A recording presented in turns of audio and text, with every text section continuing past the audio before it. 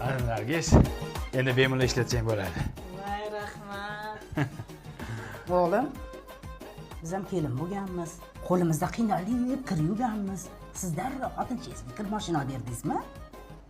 Ayaman sizga. Bo'ldi. Nargiz, ishlarni qilib charchab qolmadingmi qilib? Nima qilib charchasin o'g'lim? Kirlarni kir mashina yuvayotgan bo'lsa, bizga o'xshab o'lib tirilib qo'lda yuvmagan bo'lsa. Aya. Nima aya? Nargiz hamma kiyimlarni yuvibsan, yana top-toza yuvibsan. Ey, между прочим, uni Nargiz emas, kir mashina yuvdi. Hoppo, men bir kir mashina olmay ekanda, aya.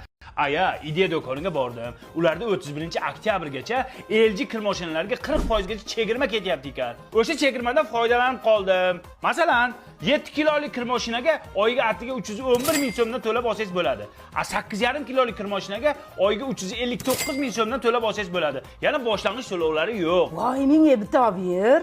Nima qilasiz? Keliningizni o'zi yuvyapti-ku, aya. Voy, men ham umrimda bir martagina kir mashinada kir yuvay. Yaxshi ham kir mashina olib beribman. Agar moshin poshon olib berganimda bilmadim. Uyimizda bir bomba portlarmidi, nimadir bo'lardi. Ay tahor omadim, ay tahor omadim.